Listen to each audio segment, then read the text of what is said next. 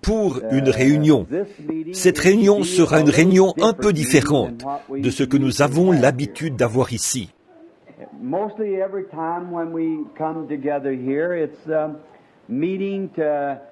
Presque chaque fois que nous nous rassemblons ici, c'est une réunion pour la guérison des malades et pour les besoins physiques.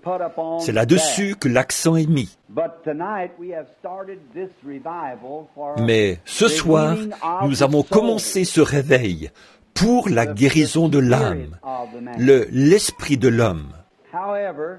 Toutefois, si le Seigneur le veut, dimanche matin, à l'école du dimanche matin, nous allons prier pour les malades et faire une ligne de guérison comme d'habitude, pour dimanche matin, si le Seigneur le veut.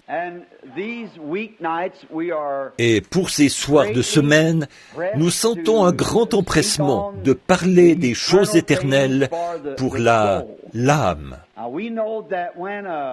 Maintenant, nous savons que quand un corps est guéri, ça nous rend tous heureux, parce que nous savons que ça montre, de façon certaine, que notre Dieu guérit les malades. Mais cette personne malade, s'ils vivent assez longtemps, il se peut qu'ils soient encore malades, peut-être de cette même maladie dont ils ont été guéris. Et ça n'enlève pas la guérison. Le médecin va donner un médicament contre la pneumonie. Et il se peut que 2 jours plus tard, il meure d'une pneumonie. Une fois qu'il les a déclarés guéris, elle revient de nouveau. Mais quand cette âme est guérie, alors vous avez en vous la vie éternelle.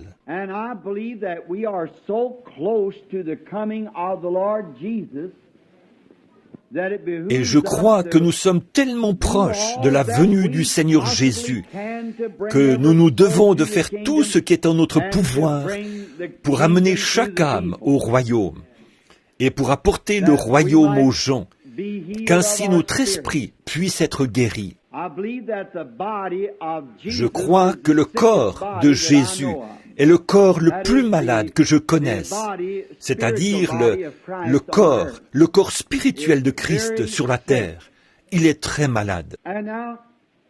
Et maintenant, nous n'avons pas l'intention de vous retenir trop longtemps chaque soir, parce que déjà le premier soir, nous n'avons pas assez de place pour asseoir nos très chers amis. Nous préparons la construction d'une nouvelle église, un grand tabernacle, ici même sur ce terrain, là où le Seigneur conduira, mais pour autant que nous sachions ici. Et maintenant, nous avons annoncé que la série de réunions irait de mercredi à dimanche. Mais là, le dimanche, la fin coïncide avec les vacances de Noël. Mais quand le Seigneur nous dira d'arrêter, ce sera le moment de le faire. Nous ne savons pas exactement quels vont en être les résultats. Mais comme nous croyons que les gens du tabernacle ici et nos églises sœurs, c'est-à-dire l'une d'elles est le Holiness Tabernacle à Utica, dont frère Graham Snelling est le pasteur, et celle de New Albany, dont frère Juni Jackson est le pasteur, et aussi celle là-bas sur la route, dont frère Ruddle est le pasteur.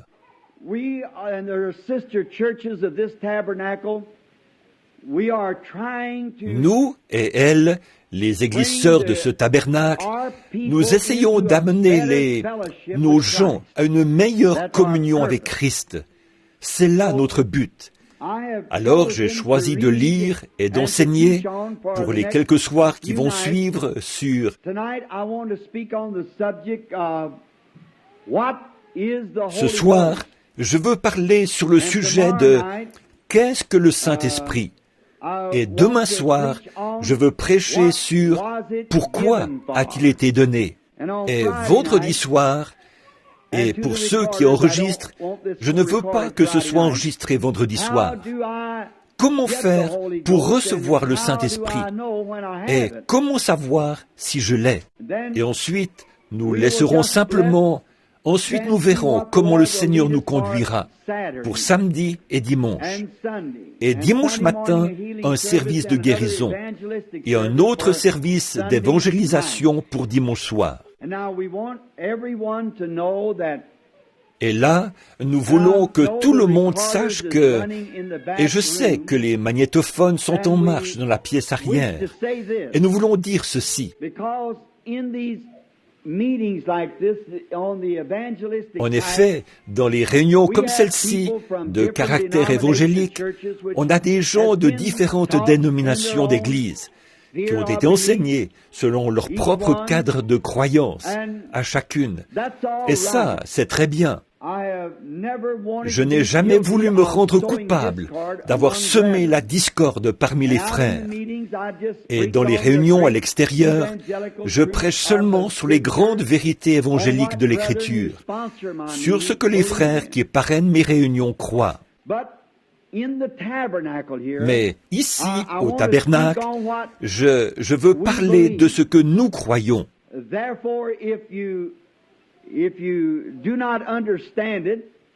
Par conséquent, si vous ne comprenez pas, je serais très content que vous m'envoyiez une petite lettre ou une note pour me poser une question sur la raison pour laquelle nous le croyons ainsi.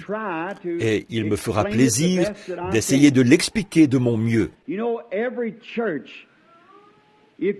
Vous savez, chaque église, si vous n'avez pas une doctrine, vous n'êtes pas une église. Vous devez avoir quelque chose que vous représentez, des principes que vous soutenez. Et peu importe la filiation ou la dénomination d'une personne, si cette personne est née de l'Esprit de Dieu, c'est mon frère ou ma sœur. Peu importe, nous pouvons être en désaccord sur d'autres choses, autant que l'Est est éloigné de l'Ouest. Mais nous sommes quand même frères. Et je ne ferai rien d'autre qu'essayer d'aider ce frère à avoir une meilleure marche plus rapprochée de Christ. Et je crois que tout vrai, véritable chrétien, ferait la même chose pour moi. Maintenant, j'ai demandé à ce tabernacle. Maintenant, nous n'entreprenons pas ceci simplement pour avoir des réunions de réveil. Je veux entreprendre ceci, et je veux que vous, et je vous ai demandé de brûler tous les ponts derrière vous, et de rectifier chaque péché, pour que nous abordions ça en y mettant tout notre cœur et toute notre vie. Nous devons venir ici dans le seul but de préparer notre âme pour la venue du Seigneur, et dans aucun autre but. Et comme j'en ai parlé et que je l'ai dit, il peut m'arriver à un certain moment d'enseigner ou de dire quelque chose qui pourrait être un peu contraire à ce que quelqu'un d'autre, la façon dont eux le croyaient. Je ne suis pas venu pour soulever une controverse, vous voyez. Je suis venu, nous sommes ici pour préparer la venue du Seigneur. Et je pense que ce petit groupe, j'ai des frères de l'extérieur qui sont ici avec moi, je sais, qui viennent de différents endroits. Et nous sommes heureux de les avoir avec nous. Et sans doute qu'un peu partout dans l'auditoire, là, il y en a d'autres qui viennent d'en dehors de la ville, d'un peu partout, de nos petites villes avoisinantes, ici. Et nous sommes heureux de vous avoir, et nous apprécions vraiment ça de votre part, que vous nous aimiez assez pour venir écouter ces choses. Dieu, puissiez-vous rentrer chez vous, mon frère, ma sœur, en emportant avec vous les trésors les plus riches que Dieu peut déverser dans votre cœur. Voilà ma prière. Et quant à ce petit tabernacle, comme je crois que certains des gens les meilleurs qui, je crois, sont sur terre, fréquentent ce tabernacle. Attention, je n'ai pas dit tous les gens les meilleurs. J'ai dit que quelques-uns des gens les meilleurs de la terre fréquentent ce tabernacle. Mais jour après jour, comme je reviens d'une réunion à l'autre, je vois un grand besoin de ce tabernacle, qu'il a un grand besoin, et c'est d'un remplissage ou d'une consécration, une vie plus profonde, une marche plus rapprochée avec Dieu. Et je leur ai promis de faire ceci, d'apporter ces messages pour eux. Et il nous fait plaisir de vous inclure, et que vous fraternisiez avec nous autour de la parole de Dieu, alors que nous l'enseignons et que nous essayons de la mettre en évidence. Maintenant, les 3 premiers soirs, nous ne prendrons pas un sujet sur lequel prêcher, mais un message d'enseignement tiré de la parole de Dieu. Et maintenant, comme je ne demanderai à personne de faire quoi que ce soit que je ne ferai pas moi-même.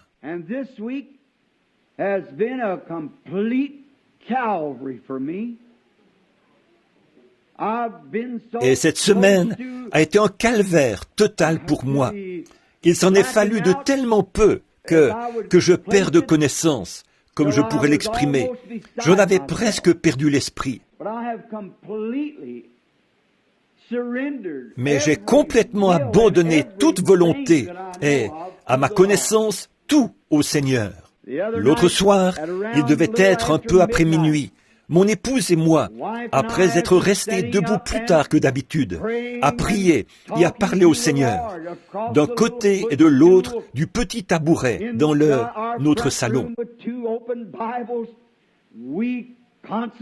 Avec nos 2 Bibles ouvertes, nous nous sommes reconsacrés à Dieu pour un service total, pour abandonner nos volontés propres et tout, et chaque pensée négative, et pour servir le Seigneur Jésus. Et j'espère que ça a été votre attitude à vous aussi, que vous avez fait la même chose. Alors, comme nous venons ce soir, nous venons sur un terrain saint, au milieu d'un peuple qui a été en prière et qui a jeûné et qui a fait des restitutions et qui s'est préparé à recevoir quelque chose de Dieu. Et je sais que celui qui viendra affamé ne repartira pas affamé, mais que Dieu le nourrira du pain de vie. Maintenant, avant de lire dans son livre sacré, courbons la tête juste un instant pour prier. Lord, there has already been prayer offered in this place. Seigneur, il y a déjà eu de la prière qui a été prononcée dans cet endroit ce soir. Il y a eu, les cantiques de Sion ont été chantés par tes enfants. Leurs cœurs se sont élevés. We have come here to consecrate ourselves to thee. Et nous sommes venus ici pour nous consacrer à toi et pour t'adorer du plus profond de notre âme. And we're calling this to your remembrance, Lord, that you said when you sat upon the mountain. Et nous te rappelons ceci, Seigneur, c'est que tu as dit quand tu étais assis sur la montagne et que tu enseignais tes disciples, heureux ceux qui ont faim et soif de la justice, car ils seront rassasiés. You promised it, Lord. We are coming tonight with open hearts. Tu l'as promis, Seigneur. Nous venons ce soir avec des cœurs ouverts. Nous venons, nous avons faim et soif, et nous savons que tu tiendras ta promesse. As we endeavor to open up these sacred pages of the Bible, alors que nous nous proposons d'ouvrir les pages sacrées de la Bible pour en lire le contenu, puisse le Saint-Esprit l'apporter à chaque cœur. Et que cette semence tombe dans une foi profonde et riche, qui produira chaque promesse que la parole a faite. Exauce-nous, Seigneur, et purifie-nous et éprouve-nous.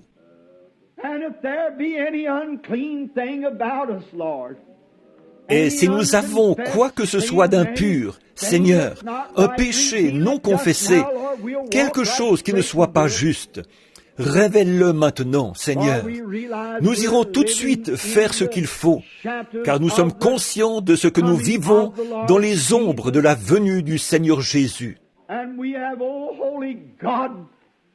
Et nous sommes, ô Dieu saint, entrés dans les ombres de ta justice ce soir. Et nous t'implorons de nous accorder un nouveau dévouement, une nouvelle consécration et un nouveau remplissage du Saint-Esprit dans nos vies.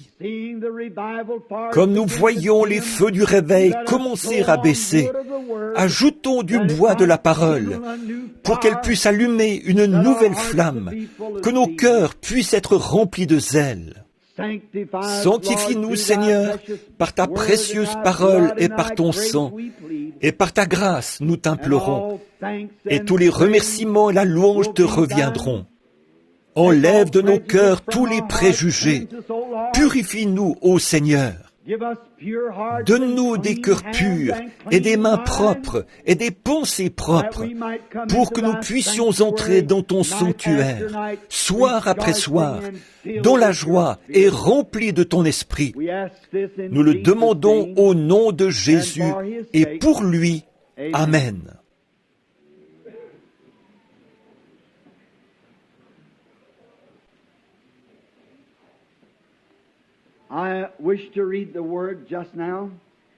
Je désire lire la parole maintenant. Et pendant que je vous ai demandé d'apporter vos Bibles, vos crayons, vos papiers pour les passages de l'Écriture, si vous le désirez, ce serait très bien.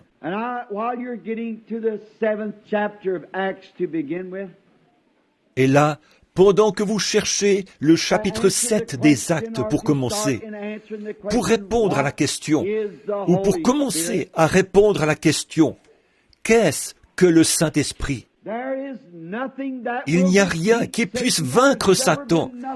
Il n'y a encore jamais rien eu sur la terre qui puisse jamais vaincre Satan comme la parole de Dieu. Jésus l'a utilisé dans son grand combat. Il a dit, il est écrit. Et ce matin, alors que j'avais écouté, il y a quelques jours, une émission qui semblait insinuer que la création, c'était simplement venu de cendres que le vent avait rassemblées, et de phosphate et de quelques produits chimiques de la terre, et que c'est la chaleur du soleil qui avait créé le germe de vie et qui en avait fait sortir la vie. Comme c'est ridicule, alors que le soleil tuerait n'importe quel germe de vie. Mettez un germe au soleil, il va le tuer instantanément. Alors, il n'en est rien. Mais Satan essayait de me faire avaler ça. Et après avoir conduit ma petite Rebecca à l'école ce matin, en revenant, j'ai décidé d'allumer la radio de nouveau. Mais je me suis dit que je me ferais encore rebattre les oreilles avec ça. Alors, je l'ai éteinte. Et comme je remontais la rue, Satan m'a dit, il a dit, « Sais-tu que cet homme que tu appelles Jésus était seulement un homme, comme un jour à son époque, comme Billy Graham ou Oral Roberts ?» Il était seulement un homme, autour duquel quelques personnes ont commencé à se rassembler et à dire qu'il était un grand homme. Et au bout d'un moment, il est devenu plus grand, et ensuite il est devenu un Dieu pour eux. Et maintenant, ça s'est répandu dans le monde entier depuis qu'il est mort, et c'est tout. J'ai pensé, que tu es menteur. Et comme je traversais la rue Graham, je me suis retourné. J'ai dit, « Satan, toi qui es en train de parler à mon conscient, j'aimerais te poser quelques questions. De qui est-ce que les prophètes hébreux ont annoncé la venue? Qui était le Messie oint? Qu'est-ce qui est descendu sur ces hommes qui l'ont vu d'avance et qui ont annoncé sa vie des milliers d'années avant qu'il arrive? Qui est-ce qui a prédit ça à la lettre? Et quand il est venu, ils avaient dit, il a été mis au nombre des malfaiteurs. Et il l'a été. Il a été blessé pour nos transgressions. Et il l'a été. On a mis son tombeau parmi les riches. Mais il ressuscitera le 3e jour. Et il l'a fait. Ensuite, il a promis le Saint-Esprit. Et je l'ai.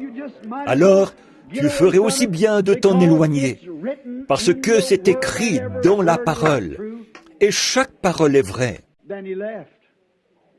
Alors il est parti. Vous n'avez qu'à lui donner la parole, ça suffit. Il ne peut pas supporter cette parole, parce qu'elle est inspirée. Commençons à lire ce soir au chapitre 7 du livre des Actes. Le souverain sacrificateur dit, « Les choses sont-elles ainsi ?» Étienne répondit, « Homme, frère et père, écoutez, le Dieu de gloire a paru à notre père Abraham lorsqu'il était en Mésopotamie, avant qu'il s'établît à Charan. Et il lui dit, « Quitte ton pays et ta famille, et va dans un pays que je te montrerai. »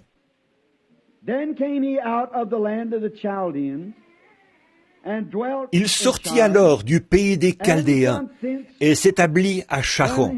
De là, après la mort de son père, Dieu le fit passer dans ce pays que vous habitez maintenant.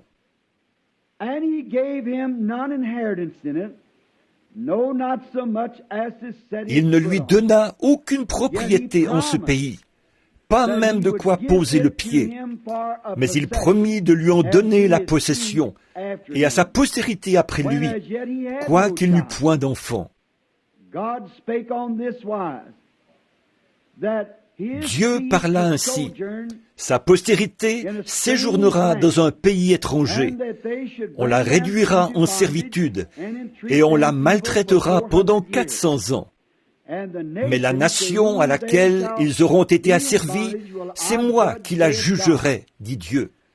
Après cela, ils sortiront, et ils me serviront dans ce pays-ci. Puis Dieu donna à Abraham l'alliance de la circoncision. Et ainsi, Abraham, ayant engendré Isaac, le circoncit le 8e jour. Isaac engendra et circoncit Jacob, et Jacob les 12 patriarches.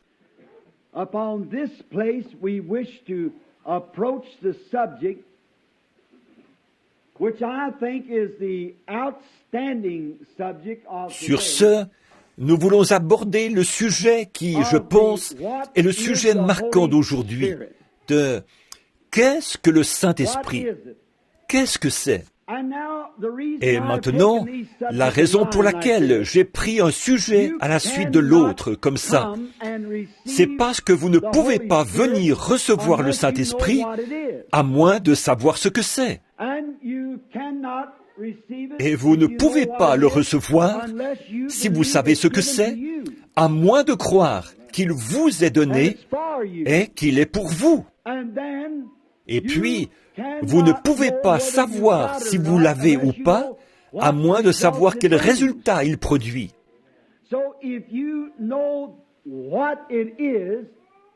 Donc, si vous savez ce que c'est, et à qui il est destiné, et quelle action il produit quand il vient, alors vous saurez ce que vous avez quand vous le recevrez.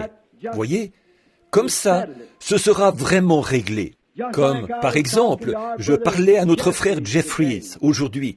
Elle disait, « J'aimerais être à la réunion ce soir, mais j'y serai demain soir. » Il n'était pas au courant que nous avions des réunions, parce que nous ne l'avions pas annoncé. Seulement ici.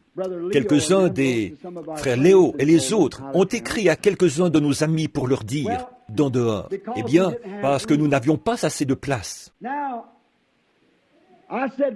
Et donc, j'ai dit, frère Jeffries, si vous m'envoyez mettre un de vos puits de pétrole en marche, et que je ne connaisse rien là-dedans, je le ferai probablement sauter. Je tournerai peut-être la mauvaise clé, ou bien je mettrai le mauvais moteur en marche. Il faudrait que je sache comment faire avant de le faire. Et c'est pareil pour ce qui est de recevoir le Saint-Esprit. Vous devez savoir ce que vous venez chercher et comment le recevoir et ce qu'il est. Bon, d'abord, le Saint-Esprit a été promis. On pourrait passer 10 semaines et ne jamais seulement effleurer le sujet de ce qu'est le Saint-Esprit. Mais pour commencer, je veux en aborder juste assez chaque soir pour en donner les grandes lignes. Et le soir d'après, je verrai s'il y a des questions. Combien ici n'ont pas reçu le Saint-Esprit, n'ont pas été baptisés du Saint-Esprit? Levez la main. Vous savez que vous ne l'avez pas été. Regardez donc les mains.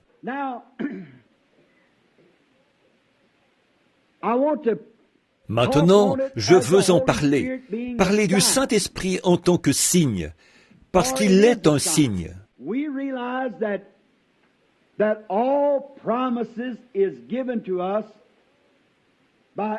Nous comprenons bien que toutes les promesses nous sont données par Abraham était le père de la promesse, parce que Dieu a donné la promesse à Abraham et à sa postérité après lui.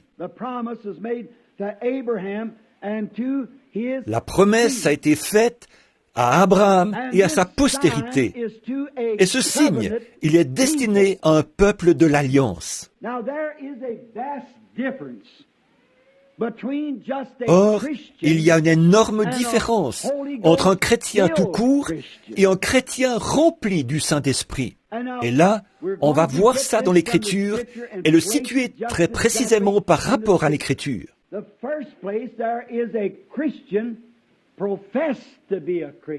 Pour commencer, il y a le chrétien qui fait profession d'être chrétien.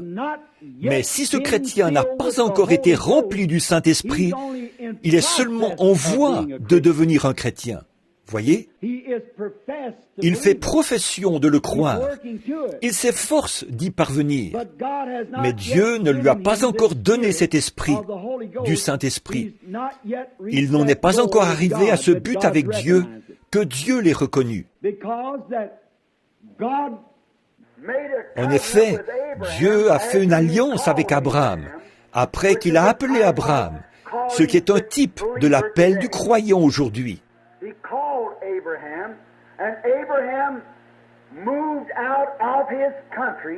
Il a appelé Abraham, et Abraham est sorti de son pays pour aller dans un pays étranger, pour habiter parmi des étrangers. Et c'était un type de quand Dieu appelle un homme à arrêter sa méchanceté, à se repentir de son péché. Alors, il s'éloigne du groupe dont il faisait partie pour vivre dans un nouveau groupe, au milieu d'un nouveau genre de personnes. Et puis, après que Dieu a trouvé Abraham fidèle à la promesse que Dieu lui avait donnée, selon laquelle il aurait l'enfant, et qu'à travers cet enfant, toute la terre serait bénie. Alors Dieu a confirmé sa foi en lui donnant un signe. Et ce signe, c'était la circoncision. Et la circoncision est un type du Saint-Esprit. Les versets qui viennent tout de suite après, dans ce chapitre que nous venons de lire, si vous voulez le noter.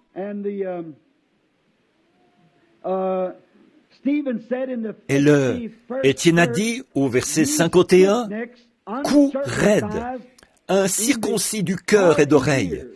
Vous vous opposez toujours au Saint-Esprit. Ce que vos pères ont été, vous l'êtes aussi. » La circoncision est un type du Saint-Esprit. Et Dieu a donné à Abraham le signe de la circoncision, après qu'il a accepté Dieu sur sa promesse et qu'il est parti dans un pays étranger. Voyez, c'était un signe. Et tous ses enfants et sa postérité après lui, il fallait qu'ils aient ce signe dans leur chair, parce que c'était un signe distinctif.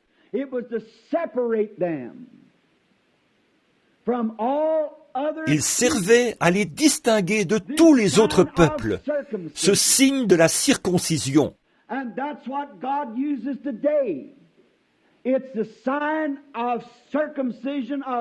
Et c'est ce que Dieu utilise aujourd'hui. C'est le signe de la circoncision du cœur, le Saint-Esprit, qui fait de l'Église de Dieu une Église séparée de tous les autres credos, croyances et dénominations. Ils sont dans toutes sortes de dénominations, mais ils sont quand même un peuple à part. Laissez-moi parler à un homme pendant 2 minutes. Je peux vous dire s'il a reçu le Saint-Esprit ou non. Vous le pouvez aussi. Ça les distingue. C'est une marque, c'est un signe.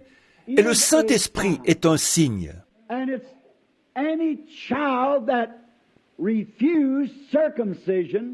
Et c'est, dans l'Ancien Testament, tout enfant qui refusait la circoncision, et elle préfigurait le Saint-Esprit, était retranché du milieu du peuple.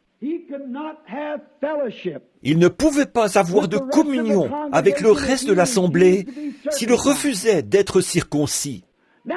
Maintenant, appliquez ça aujourd'hui. Une personne qui refuse de recevoir le baptême du Saint-Esprit ne peut avoir aucune communion au milieu de ceux qui ont le Saint-Esprit. Vous ne pouvez pas, c'est tout. Vous devez être d'une nature. C'est comme ma mère, là, avait l'habitude de dire, « Qui se ressemble, s'assemble ». Eh bien, c'est un vieux proverbe, mais c'en est un vrai. Les colombes et les corbeaux, vous ne les voyez pas fraterniser ensemble. Ils ont une alimentation différente. Ils ont des habitudes différentes. Ils ont des désirs différents.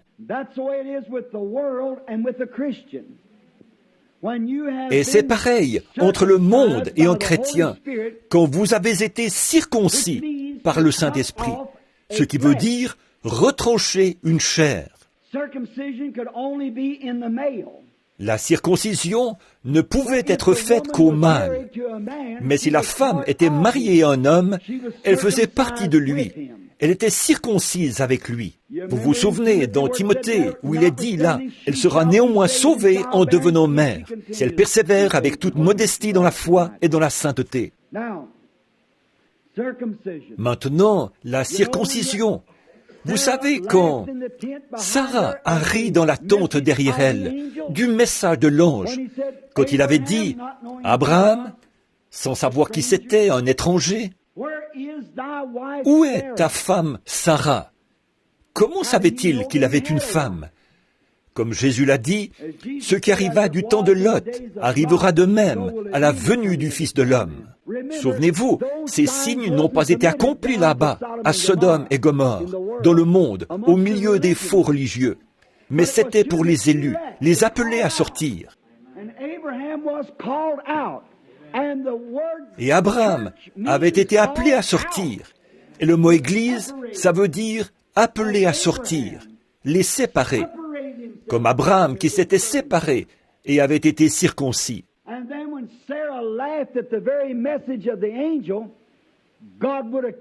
Et alors, quand Sarah a ri du message même de l'ange, Dieu l'aurait tué sur le champ, mais il ne pouvait pas toucher à Sarah sans toucher à Abraham, parce qu'ils étaient un. Elle faisait partie de lui. Vous n'êtes plus deux, mais vous êtes un. Donc, la circoncision, le Saint-Esprit aujourd'hui circoncit le cœur. Et c'est un signe qui est donné. L'autre jour, quelqu'un disait, si je le répète, ce n'est pas pour plaisanter. En effet, c'est la vérité, mais ça a l'air d'une plaisanterie. Comme je l'ai souvent dit, ici, ce n'est pas un endroit pour plaisanter. Mais il y avait un jeune Allemand sur la côte ouest, là où nous venons d'aller. Il avait reçu le Saint-Esprit. Et il marchait dans la rue. Il faisait un petit bout, et il levait les mains, et parlait en langue. Et il courait, et il sautait, et il criait. Et au travail, comme il se conduisait de cette manière bizarre, son patron lui a dit, « Où est-ce que tu es allé ?» J'aime ces lieux où tu es allé. Il a dit, tu dois être allé au milieu de cette bande de cinglés. Le mot anglais nat signifie à la fois écrou et au figuré cinglé. Il a dit, alors, vous pensez que ce sont des cinglés? Il a dit, bien sûr que c'en est. Il a dit, eh bien, gloire au Seigneur pour les cinglés. Et il a dit, vous savez quoi? Les écrous ou cinglés ont un grand rôle à jouer. Il a dit, par exemple, l'automobile, si vous en enlevez tous les écrous ou cinglés, il ne vous reste plus qu'un tas de ferraille. Alors, c'est à peu près ça.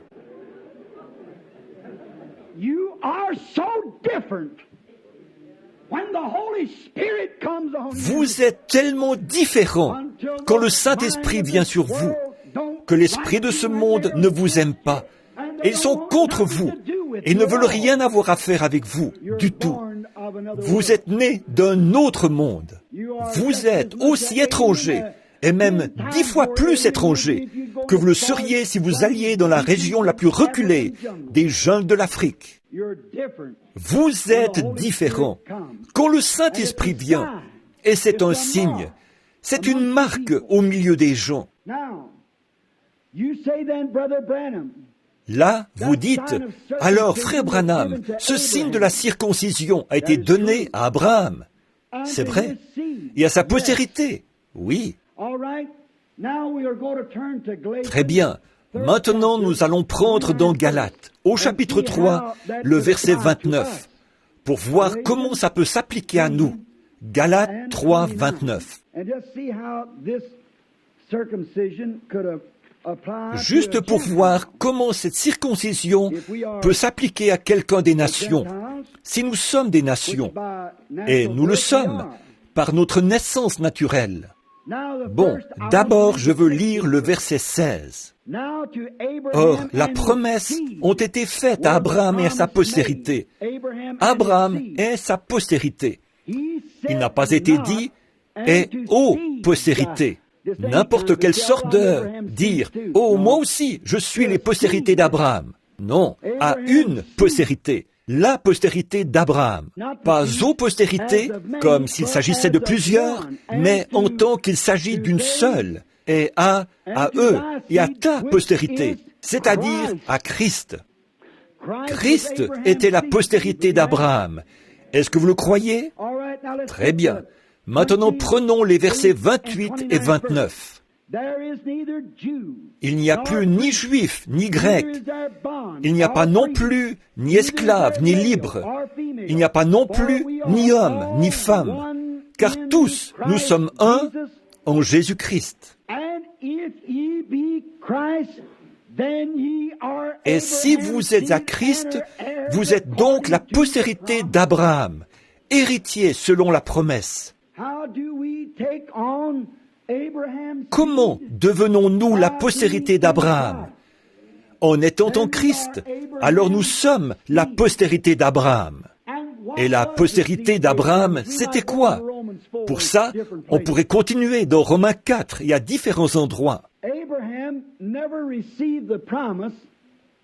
Abraham, ce n'est pas une fois qu'il était circoncis qu'il a reçu la promesse. Pour montrer que la circoncision n'était qu'un type, il a reçu la promesse avant d'être circoncis. Et c'était un type pour reconnaître sa foi qu'il avait avant d'être circoncis.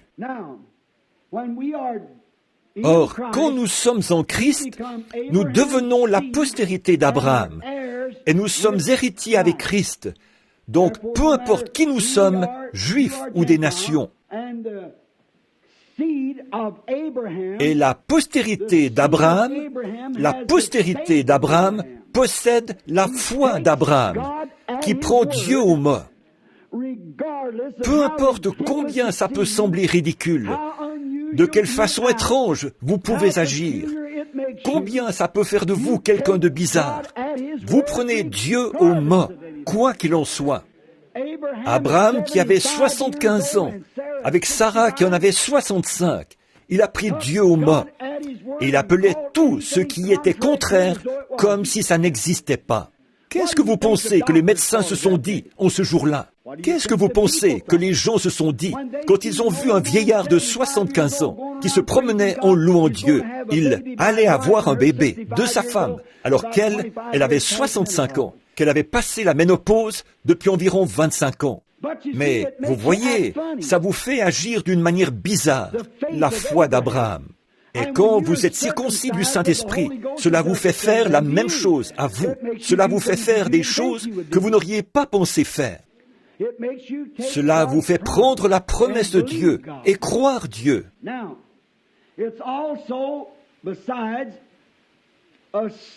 Maintenant, c'est aussi, en plus d'une promesse et d'un signe, c'est aussi un sceau.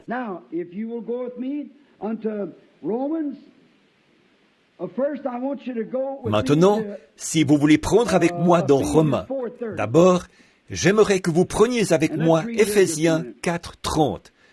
Et on va lire ici, juste un instant. Éphésiens 4:30 dit ceci. Or, vous avez entendu tellement de gens dire que différentes choses sont des sceaux.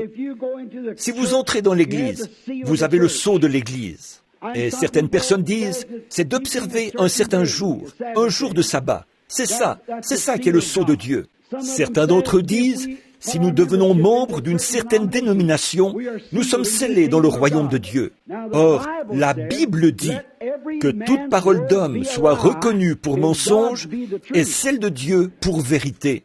Maintenant, dans Éphésiens 4:30, voici ce qu'on y lit. N'attristez pas le Saint-Esprit de Dieu, par lequel vous avez été scellés pour le jour de la rédemption. Là, il va falloir que je me fasse un peu plus énergique ici, rendre ça clair. Maintenant, vous, les frères légalistes, tenez-vous tranquilles pendant un petit moment. Voyez? Avez-vous remarqué combien de temps il dure, ce sceau? Pas jusqu'au prochain réveil, jusqu'à la prochaine fois que quelque chose ira de travers. Jusqu'au jour de votre rédemption. Voilà pour combien de temps vous êtes scellés. Jusqu'au jour de votre rédemption. Quand vous serez rachetés pour monter être avec Dieu. Voilà pour combien de temps le Saint-Esprit vous scelle. Ce n'est pas de réveil en réveil, mais d'éternité en éternité, que vous êtes scellés par le Saint-Esprit. Voilà ce qu'est le Saint-Esprit. C'est le sceau de Dieu qui montre qu'il a trouvé, que vous avez trouvé grâce à ses yeux, et qu'il vous aime, et qu'il vous croit, et qu'il a mis son sceau sur vous. Qu'est-ce qu'un sceau?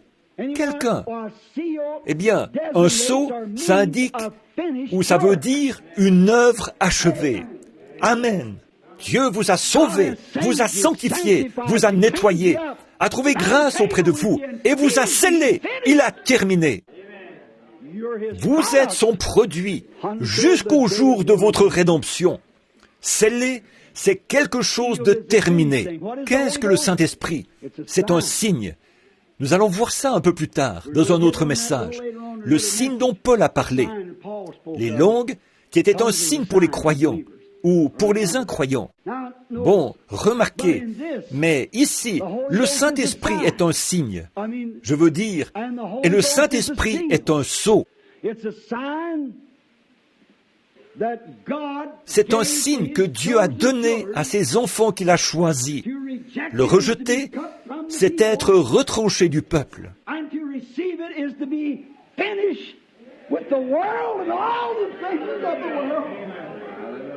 Et le recevoir, c'est en avoir fini avec le monde et toutes les choses du monde.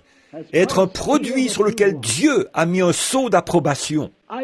Autrefois, je travaillais pour la compagnie de chemin de fer, ici, avec Harry Waterbury, et on partait charger un wagon. Mon frère Doc, qui est debout au fond, il aide à charger les wagons.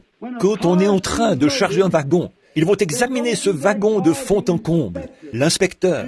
Et s'ils trouvent quelque chose de branlant, qui risquerait de tomber ou de se briser, ou quelque chose qui pourrait causer des dommages,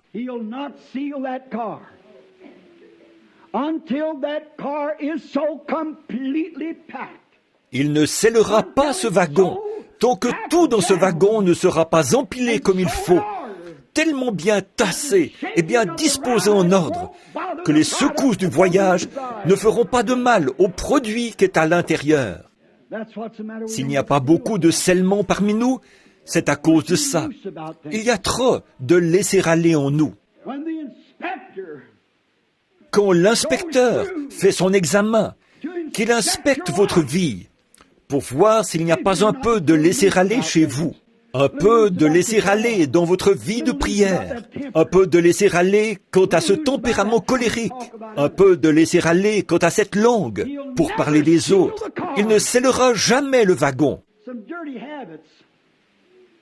Des habitudes sales, des choses dégoûtantes, des pensées vulgaires. Il ne peut pas sceller le wagon.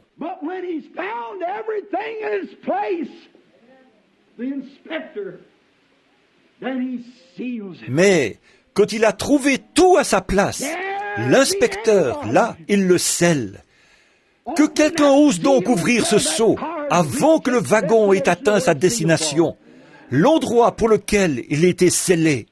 Voilà, ne touchez pas à mes oins, ne faites pas de mal à mes prophètes. Car je vous dis qu'il vaudrait mieux pour vous qu'on suspende à votre cou une meule de moulin et qu'on vous jette au fond de la mer, plutôt que de chercher à scandaliser ou à ébranler, ne serait-ce qu'un peu, le plus petit de ceux qui ont été scellés. Vous voyez ce que ça veut dire? Voilà ce qu'est le Saint-Esprit. C'est votre assurance, c'est votre protection, c'est votre témoin, c'est votre sceau, c'est votre signe qui dit « Je suis en route pour le ciel ». Peu m'importe ce que le diable peut dire, je suis en route pour le ciel. Pourquoi? Il m'a scellé, il me l'a donné. Il m'a scellé dans son royaume. Et je suis en route pour la gloire. Que les vents soufflent, que Satan fasse ce qu'il veut. Dieu m'a déjà scellé jusqu'au jour de ma rédemption. Amen. Voilà ce qu'est le Saint-Esprit. Oh, vous devriez le désirer. Je ne pourrais pas continuer sans lui. On pourrait en dire tellement long ici, mais je suis sûr que vous savez de quoi je parle. Also, let us turn to John 14 just for a minute. Maintenant, prenons aussi Jean 14, juste un instant. J'aime tellement la parole. Elle est la vérité. Now, the Spirit of God, the Holy Ghost, what is the Holy Ghost? Maintenant, l'Esprit de Dieu, le Saint-Esprit. Qu'est-ce que le Saint-Esprit? C'est l'Esprit de Christ en vous. Là, avant que nous lisions, j'aimerais juste donner quelques mots de commentaire ici. Qu'est-ce que le Saint-Esprit? C'est un sceau. Qu'est-ce que le Saint-Esprit? C'est une alliance. Qu'est-ce que le Saint-Esprit? C'est un signe. Qu'est-ce que le Saint-Esprit, alors? C'est l'Esprit de Jésus-Christ en vous. Voyez? Un peu de temps, a dit Jésus, et le monde ne me verra plus. Mais vous me verrez, car je serai avec vous et même en vous jusqu'à la fin du monde. L'Esprit de Dieu dans son Église. Pourquoi faire? Pourquoi est-ce qu'il a fait ça? Là, j'empiète un peu sur le sujet de demain soir. Mais pourquoi est-ce qu'il a fait ça? Pourquoi est-ce que le Saint-Esprit, pourquoi est-ce qu'il est venu? Pourquoi est-ce qu'il est venu en vous? Pourquoi est-ce qu'il est venu en moi? C'était pour poursuivre les œuvres de Dieu. Je fais toujours ce qui est agréable à mon Père.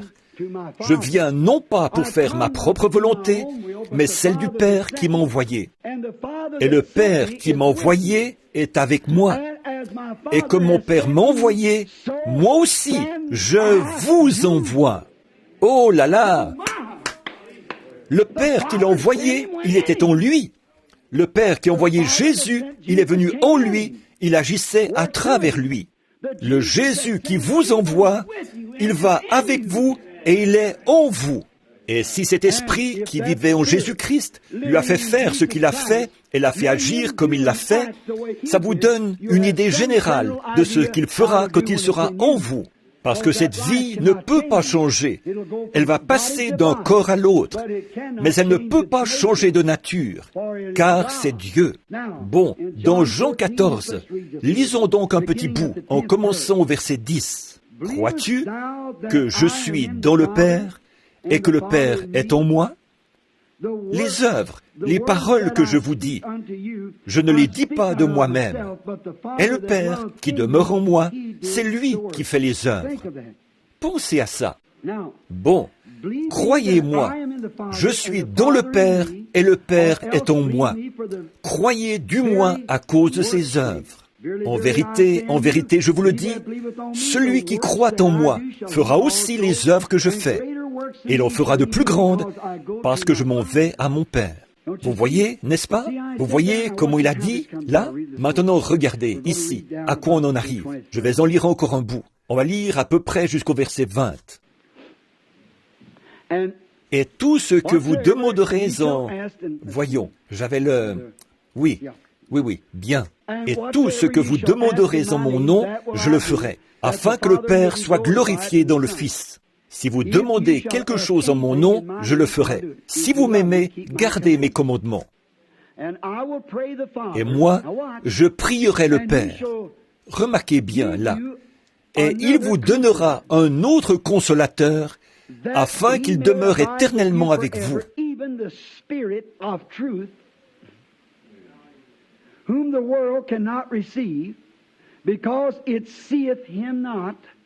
L'Esprit de vérité que le monde ne peut recevoir, parce qu'il ne le voit point et ne le connaît point.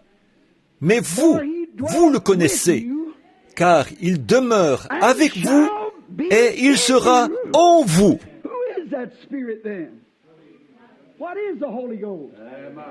Cet esprit, c'est qui alors? Qu'est-ce que le Saint-Esprit? C'est Christ en vous. Le consolateur, c'est ça le Saint-Esprit. Et quand le consolateur sera venu, il fera les mêmes choses que j'ai faites pendant que le consolateur est en moi. Je prierai le Père et il vous donnera ce consolateur. Vous connaissez le consolateur. Le monde ne le connaît pas, ne le connaîtra jamais. Mais vous, vous le connaissez, parce qu'il demeure avec vous en ce moment. C'est Jésus qui parle. Mais il sera en vous. Voilà, c'est ça le consolateur. Sera en vous. Je ne vous laisserai pas orphelins. Je viendrai à vous. Alors c'est ça le consolateur, Christ. Voilà ce qu'est le Saint-Esprit. C'est Christ. Encore un peu de temps, et le monde ne me verra plus. Mais vous, vous me verrez, car je vis et vous vivez aussi. Oh, on pourrait continuer sans arrêt, mais c'est pour vous dire, qu'est-ce qu'il est? Il est un sceau, il est un signe, il est un consolateur. Vous voyez tout ce qu'il est? La postérité d'Abraham hérite de ça. Maintenant, on va aussi voir que quelque chose d'autre qu'est le consolateur. Prenons 1 Jean 16, 7, pour voir s'il n'est pas aussi un avocat. Vous savez ce qu'est un avocat, celui qui défend une cause. Nous avons un avocat, nous le savons. 1 Jean au chapitre 16. Oh, un instant, je suis désolé. C'est plutôt l'évangile de Jean, 16, 7. Je suis désolé. Je suis vraiment désolé d'avoir dit ça. J'ai mal lu sur mon... C'est 16, 7.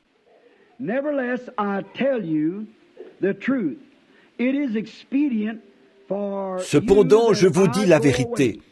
Il vous est avantageux que je m'en aille. Car si je ne m'en vais pas, le consolateur ne viendra pas vers vous. Mais si je m'en vais, je vous l'enverrai. Et quand il sera venu, il convaincra le monde en ce qui concerne le péché, la justice et le jugement. En ce qui concerne le péché, parce qu'ils ne croient pas en moi, la justice, parce que je vais à mon Père et que vous ne me verrez plus, le jugement, parce que le prince de ce monde est jugé. Oh là là! Maintenant, l'avocat, qui se trouve dans 1 Jean 2, 12. Maintenant, lisons ça un instant. 1 Jean 2, 12.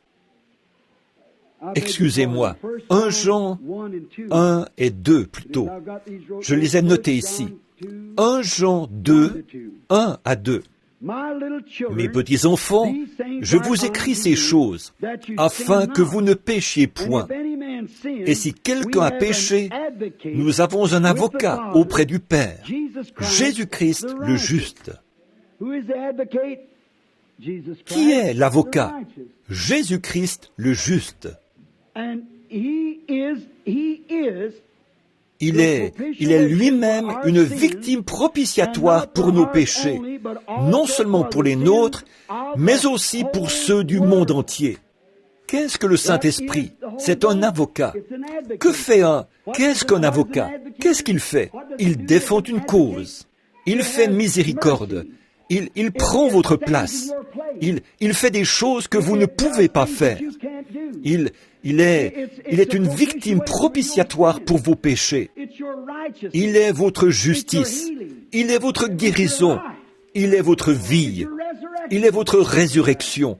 Il est tout ce que Dieu a pour vous. Il est un avocat. Nous pourrions vraiment entrer dans les détails là et développer ça, voir de quelle manière il intercède à cause de notre ignorance. Parfois, quand on a le Saint-Esprit, et par ignorance, on fait un faux pas, et on se retrouve dans quelque chose. Le Saint-Esprit est là pour défendre notre cause. Il est notre avocat. Il est notre représentant. Il se tient là, et il plaide pour nous. Nous ne plaidons pas pour nous-mêmes, parce que le Saint-Esprit en nous plaide pour nous.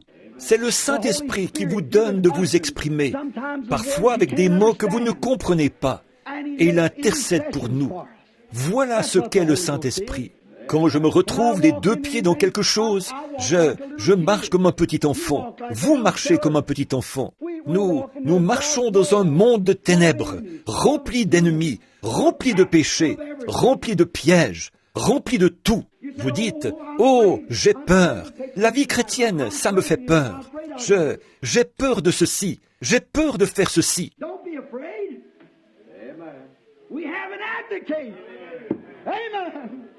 N'ayez pas peur. Nous avons un avocat. Amen. Oh, il nous soutient. Il est en nous. Il intercède pour nous. Le Saint-Esprit, constamment en train de défendre notre cause. Tout le temps, il est notre avocat. Oh, comme nous remercions Dieu pour ça. Un sceau, un signe, l'Esprit de vie, le Dieu du ciel, le consolateur, la vie, l'avocat, tout ce qu'il est. Oh là là, on pourrait continuer là-dessus pendant des heures. Maintenant, nous allons parler d'autre chose pour un instant.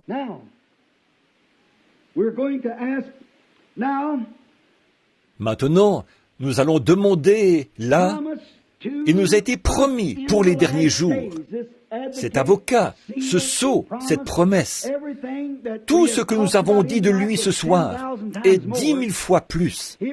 C'est une promesse qui nous était faite pour le dernier jour. À cette époque-là, ils ne l'avaient pas. Ils avaient seulement un sceau dans leur chair, comme gage et comme signe, en croyant qu'il allait venir. Et ils marchaient par l'ombre de la loi. Alors, ils étaient circoncis dans la chair. Aujourd'hui, nous ne marchons pas par l'ombre de la loi. Nous marchons par la puissance de la résurrection. Nous marchons par la puissance de l'Esprit, qui est notre vrai sceau, notre vrai avocat, notre vrai consolateur, notre vrai signe que nous sommes nés d'en haut. Des gens singuliers, étranges, qui agissent d'une manière bizarre, qui prennent Dieu au mot, qui appellent tout le reste faux. La parole de Dieu est vraie. Voilà, oh là là, voilà ce qu'est le Saint-Esprit. Le voulez-vous? Vous aimeriez l'avoir, n'est-ce pas? Voyons s'il a été promis. Maintenant, revenons à Ésaïe, au livre d'Ésaïe. Prenons le chapitre 28 d'Ésaïe. Là, nous prenons Ésaïe 28 et nous allons commencer autour du... Prenons le verset 8 pour voir ce qu'Ésaïe a dit 712 ans avant qu'il arrive. On pourrait en dire long là-dessus, revenir en arrière, jusqu'au tout début. Mais on va simplement commencer ici et on va voir s'il a été promis à l'Église. Quel jour devait-il venir? Dans les derniers jours, quand il y aurait de la corruption. Maintenant, souvenez-vous, le mot est au pluriel. Les jours, les 2 derniers jours, les derniers 2000 ans.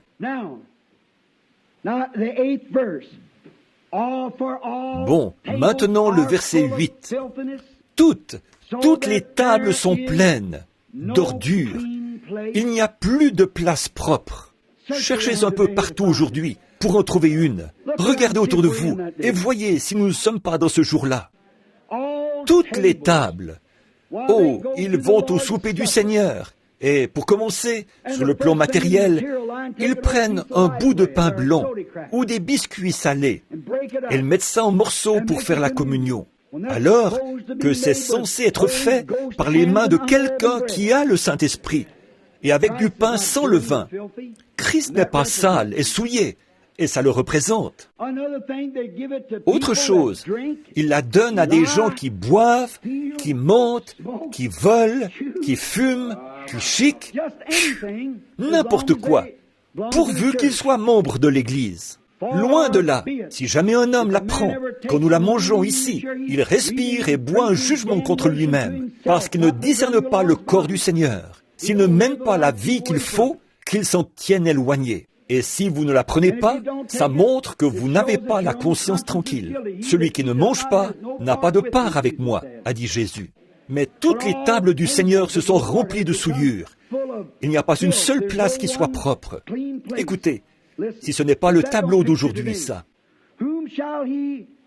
À qui veut-on enseigner la sagesse? À qui veut-on donner des leçons? Qui comprendra la sagesse? À qui peut-on donner des leçons? Eh bien, Dieu soit béni, je suis presbytérien, je suis méthodiste, je suis pentecôtiste, je suis nazaréen, je suis pèlerin de la sainteté. Ça ne veut absolument rien dire pour Dieu, ça. Une autre table, c'est tout. À qui ferais-je connaître des leçons? Quelle sorte de leçons? Méthodiste, baptiste, presbytérienne, pentecôtiste? Les leçons de la Bible. À qui ferais-je connaître des leçons? Comment savoir si vous l'avez? On va voir ça vendredi soir, voyez? À qui ferais-je connaître des leçons? Remarquez bien là. Est-ce à des enfants qui viennent d'être sevrés, qui viennent de quitter la mamelle? Des petits bébés qui disent « Eh bien, je vais à l'église. Ma maman était membre de cette église. » Je n'ai rien contre ça, cher frère. Et je suis bien conscient que ceci est enregistré. C'est très bien, soyez membre de l'église de maman. Mais écoutez, maman a marché dans une lumière et vous marchez dans une autre. Luther a marché dans une lumière. Wesley a marché dans une autre. Wesley a marché dans une lumière. La Pentecôte a marché dans une autre. Mais aujourd'hui, nous marchons plus haut que ça. Et s'il y a une autre génération, elle nous dépassera. Au début, dans les premiers jours, quand c'était large, très large, Luther enseignait la justification par la foi. C'était seulement pour faire passer les gens du catholicisme au protestantisme, à la communion autour de la parole. La justification par la foi, ça c'était très large comme cadre. Ils n'ont jamais bougé de là. Ensuite, il y a eu un autre réveil, celui de John Wesley. Ça les a secoués de là et elle est passée à la sanctification. Vivre une bonne vie, propre, sainte, sanctifiée par la parole de Dieu. Ce qui vous mettait la joie au cœur. Ça a éliminé pas mal de la doctrine luthérienne. Ensuite, il y a eu la Pentecôte, avec le baptême du Saint-Esprit. Et ça s'est encore rétréci, en recevant le Saint-Esprit. C'est vrai. Et maintenant, là aussi, ça commence à se rétrécir. Et les dons, et la restauration, et l'Esprit de Dieu, dans la plénitude des signes et des prodiges, est entré dans l'Église. Et il a secoué la Pentecôte. Qu'est-ce que c'est? Nous sommes tellement proches de la venue du Seigneur Jésus que l'Esprit même qui était en lui agit dans l'Église, faisant exactement les mêmes choses qu'il a faites quand il était ici sur terre. On n'a jamais eu ça nulle part, depuis l'époque des apôtres jusqu'à cette époque-ci. Pourquoi? Vous voyez, c'est large, ça rétrécit, ça rétrécit, ça rétrécit. Qu'est-ce que c'est? C'est comme votre main qui s'approche de son ombre. Le négatif, le négatif, le négatif. Mais qu'est-ce que c'est? C'est un reflet. Luther, c'était quoi? Un reflet de Christ. Wesley, c'était quoi? Un reflet de Christ. Regardez, l'âge de Billy Sunday vient de se terminer. L'autre jour, le vieux docteur Whitney, qui enseignait ici même à cette chaire, le dernier de l'ancienne école, il est mort, à environ 90 ans, je pense. Billy Sunday était un revivaliste des églises dénominationnelles de son temps. Il n'y allait pas de main morte. Il se tenait là et il criait « Vous, les méthodistes, venez, avancez-vous tous dans l'allée de Sciure, les prédicateurs et tout. Vous, les baptistes, venez, avancez-vous tous dans l'allée de Sciure. Vous, les presbytériens. » Il n'y allait pas de main morte. Il était le Billy Graham de ce jour-ci. Remarquez. Et puis, en même temps que l'église dénominationnelle avait son réveil, qu'est-ce qu'il se passait? Celle du plein évangile avait un réveil. Les frères Bosworth sont apparus. Smith, Wigglesworth et le Dr. Price, Aimé McPherson, tous ceux-là. Regardez, Smith, Wigglesworth est mort une nuit. Le Dr. Price est mort le lendemain matin. Moins de 24 heures plus tard, j'étais sur le terrain. Maintenant, ma fin à moi approche. Regardez, vous n'entendez pas beaucoup parler de Billy Graham. Vous n'entendez pas beaucoup parler d'Oral Roberts. Je vois mes réunions qui commencent à faire moins de bruit. Qu'est-ce qu'il y a? On est à la fin, un autre âge. Comment Billy Sunday a-t-il fait son apparition, lui et les autres? Ils sont apparus tout de suite après le glorieux réveil de Moody. Quand Moody est-il apparu? Tout de suite après le réveil de Knox. Quand Knox est-il apparu? Tout de suite après le réveil de Finney. Finney après Calvin. Calvin après, ainsi, Wesley, et Wesley après Luther. Ainsi de suite, d'un bout à l'autre de l'âge. Dès qu'un réveil est terminé, Dieu en suscite un autre, et il fait plus de lumière. Ça continue à avancer comme ça. Maintenant, on est à la fin de cette époque-ci. Chaque homme, à la fin de sa jonction, il s'attendait à la venue de Christ, mais il avait encore beaucoup de choses à attendre. Le retour des Juifs, les soucoupes volantes dans les cieux, toutes les choses que nous voyons aujourd'hui. Mais nous sommes à la fin. Nous y sommes maintenant. Ils savaient que l'Église devait recevoir une puissance qui agirait dans l'Église pour accomplir les œuvres mêmes de Christ. Parce que l'ombre, en devenant de plus en plus marquée, elle donne un reflet plus précis. Prenez une ombre. Plus on est loin de l'ombre, moins l'ombre va donner un bon reflet. Au bout d'un moment, l'ombre s'approche de plus en plus, jusqu'au point où l'arbre et l'ombre, c'est une seule et même chose. Or, l'Esprit de Dieu a agi par la justification avec Luther, la sanctification avec Wesley, le baptême du Saint-Esprit avec la Pentecôte. Et le voici, dans le dernier jour, en train d'accomplir et de faire exactement les mêmes choses qu'il a faites quand il était en Christ. Qu'est-ce que c'est? L'Église et Christ sont devenus un. Et dès qu'ils se connecteront dans ce dernier lien, elle traversera le ciel en criant. Ils se lèveront, Wesley, Luther et tous les autres de ces époques passées, là. Le premier sera le dernier sera le premier. Et alors, ce sera la résurrection. Nous sommes au temps de la fin. Écoutez, voilà ce que fait le Saint-Esprit. Le Saint-Esprit par la justification, vous voyez, qui en est seulement une ombre légère. Le Saint-Esprit par la sanctification, qui en est une ombre un peu plus marquée. Le Saint-Esprit par le baptême de lui-même, une ombre plus marquée. Maintenant, le Saint-Esprit par la restauration de sa personne même, qui est ici, faisant des signes et des prodiges, comme il l'a fait au commencement. Gloire! Vous allez me traiter d'exalté de toute façon. Alors, vous feriez aussi bien de commencer tout de suite. Écoutez, frères, écoutez ça. Toutes les tables sont pleines de vomissements. Il n'y a plus de place propre. À qui veut-on enseigner la sagesse? À qui veut-on faire connaître? Donner des leçons? Est-ce à des enfants qui viennent d'être sevrés, qui viennent de quitter la mamelle? Pas à des petits bébés, des bébés presbytériens, des bébés méthodistes, des bébés pentecôtistes, des bébés luthériens, des bébés nazaréens. Il veut quelqu'un qui est prêt à s'éloigner de la mamelle et à manger de la nourriture solide. La voici, car c'est précepte sur précepte, règle sur règle, un peu ici, un peu là. Eh bien, c'est par des hommes aux lèvres balbutiantes et en d'autres langues que je parlerai à ce peuple. Il lui disait, « Voici le repos, laissez reposer celui qui est fatigué. Voici le lieu de repos. » Mais ils n'ont point voulu écouter. Le Saint-Esprit, si ce n'est pas exactement de cette manière-là qu'il est venu le jour de la Pentecôte, prophétisé 712 ans avant sa venue. Voici qu'au jour de la Pentecôte, il est venu très exactement ainsi. Quelqu'un disait, c'est d'observer le jour du sabbat. Ce n'est pas que je veux rejeter ou prendre à la légère l'Église ou la religion de qui que ce soit. Seulement de dire, le jour du sabbat, le sabbat de Dieu, c'était le jour du repos. Le voici, le jour du repos.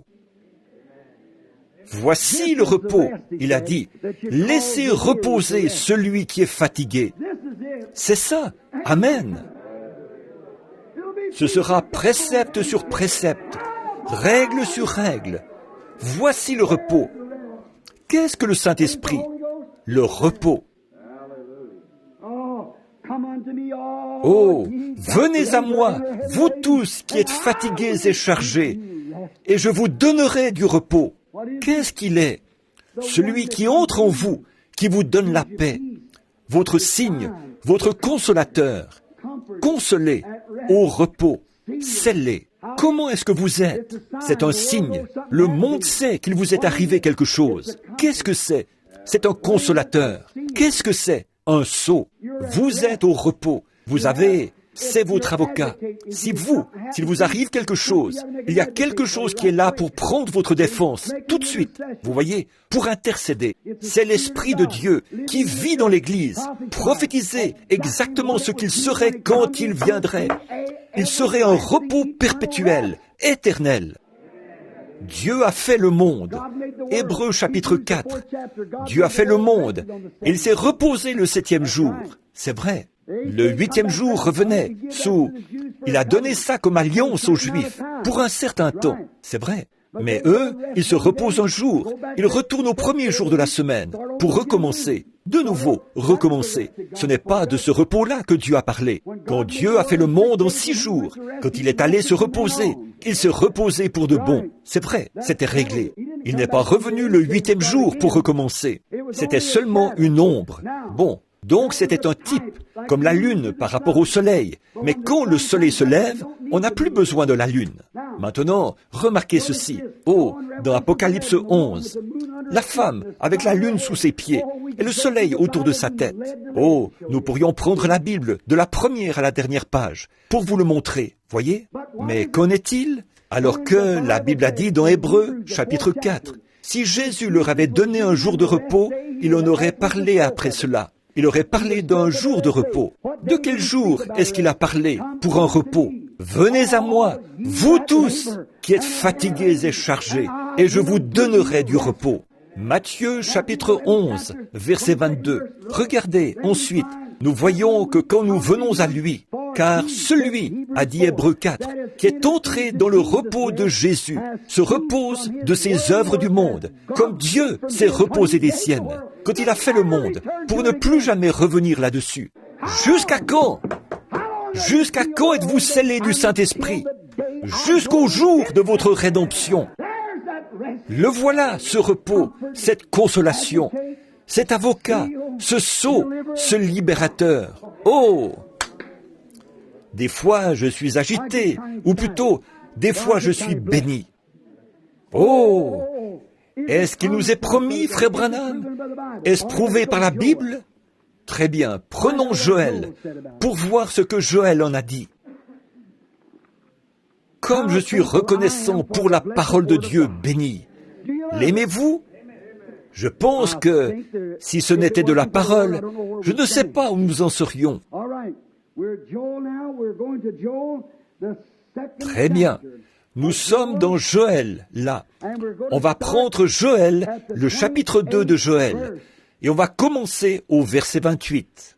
Joël 2, 28. 800 ans avant la venue de Christ, le prophète est dans l'esprit. Maintenant, écoutez. Après cela, je répandrai mon esprit sur toute chair. Vos fils et vos filles prophétiseront. Vos vieillards auront des songes et vos jeunes gens des visions. Même sur mes serviteurs et sur ma servante, je répandrai dans ces jours, là de mon esprit. Je ferai paraître des prodiges en haut dans les cieux et sur la terre du sang, du feu et des colonnes de fumée. Le soleil se changera en ténèbres et la lune en sang avant l'arrivée du jour de l'Éternel, de ce jour grand et terrible. Alors, quiconque invoquera le nom de l'Éternel sera sauvé. Ça, c'est... Quoi? Joël. Avez-vous remarqué? Dans Acte 2, Pierre a repris le même verset. Il a dit, « Hommes israélites, écoutez mes paroles.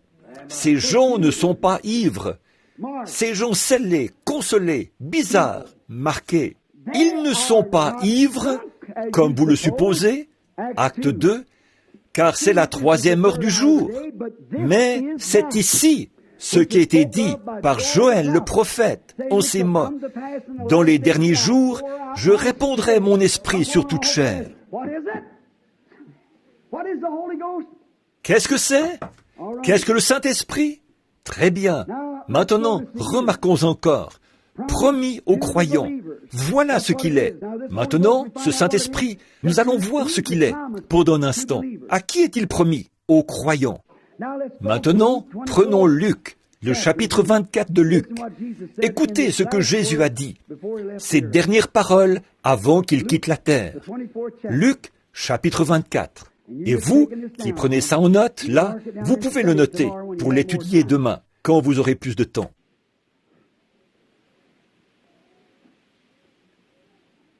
Bon, Luc 24, 49. Écoutez, c'est Jésus qui parle. À la fin, comme il montait pour s'en aller dans la gloire, à son ascension, voici les paroles qu'il a dites à ses disciples. « Voici, j'enverrai sur vous ce que mon Père a promis. » Il a promis quoi? Le sceau, le signe, le consolateur, et toutes ces choses dont j'ai parlé, et des milliers de fois plus. J'enverrai sur vous ce que mon Père a promis. Il a promis quoi? Ce qu'Ésaïe a dit qu'il allait venir. C'est par des hommes aux lèvres balbutiantes et en d'autres langues que je parlerai à ce peuple. Je vous enverrai ce repos. J'enverrai ce dont Joël a parlé, que dans les derniers jours, dit Dieu, je répandrai mon esprit sur vous. Oh, je vous enverrai et ferai de toutes les nations, de tous les peuples, en commençant par Jérusalem. Je ferai entrer la postérité d'Abraham sous cette alliance. Je scellerai chacun d'eux. Vous voyez, je répandrai mon esprit. J'enverrai sur vous ce que mon Père a promis. Mais vous, restez, ce qui veut dire attendez dans la ville, jusqu'à ce que vous soyez revêtus de la puissance d'en haut. Qu'est-ce que le Saint-Esprit, alors? La puissance d'en haut. Pas la puissance de l'évêque, pas la puissance de l'Église, mais la puissance d'en haut. Comment cette puissance est-elle venue? En devenant membre de l'Église? Je vous mets au défi de le faire, de dire que c'est vrai. En devenant membre d'une Église? En serrant la main du prédicateur? Non, monsieur. Maintenant, pour vous, les catholiques, en tirant la langue pour prendre votre première communion? Non, monsieur. Comment est-elle venue, la puissance d'en haut? Lisons un peu plus loin. Prenons Acte 1:8. Ils se sont rassemblés là. Là, ils parlaient de Jésus. Ici, alors qu'ils étaient rassemblés et qu'ils en avaient établi un autre pour prendre la place de Judas. Acte 1:8. Mais vous recevrez une puissance, le Saint-Esprit survenant sur vous.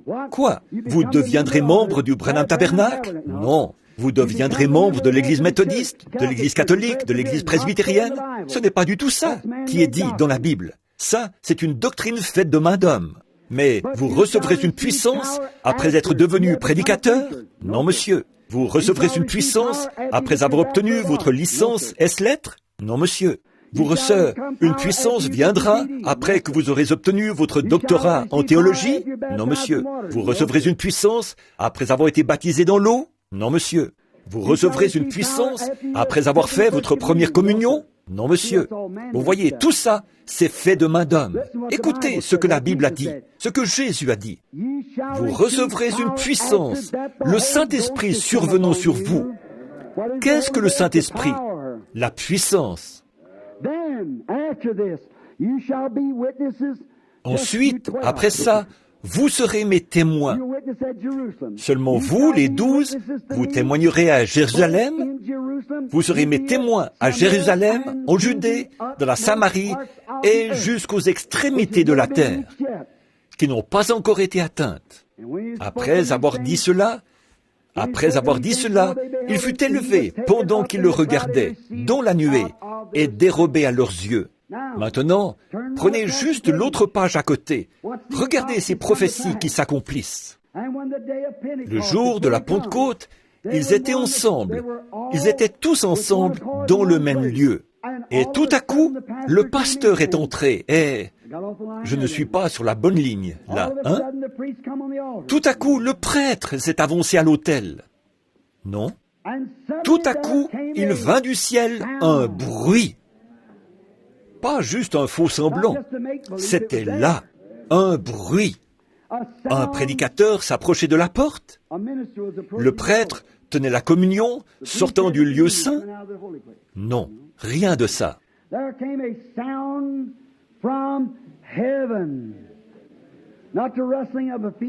Il vint du ciel un bruit, pas un bruit de pas.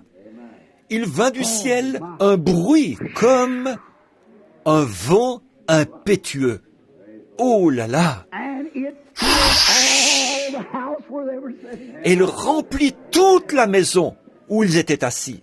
Qu'est-ce que le Saint-Esprit? Voici où ils reçoivent la puissance. Voici où ils sont censés attendre. Voici ce qui s'est passé quand ils l'ont fait. Tout ça prophétisé dès la Genèse, tout le long, à partir d'Abraham. Il viendrait, et de quelle manière il viendrait, et les résultats qu'il y aurait. Qu'est-ce que c'est? Promis à l'Église, aux croyants, et remplit toute la maison où ils étaient assis. Des langues, semblables à des langues de feu, leur apparurent, séparées les unes des autres, et se posèrent sur chacun d'eux. Et ils furent tous remplis du Saint-Esprit, et se mirent à parler en d'autres langues, selon que l'Esprit leur donnait de s'exprimer. Maintenant, on va voir ça vendredi soir. On va en rester là pour tout de suite, vous voyez. Comment est-ce? C'est une promesse à l'Église. Absolument, une promesse. Très bien.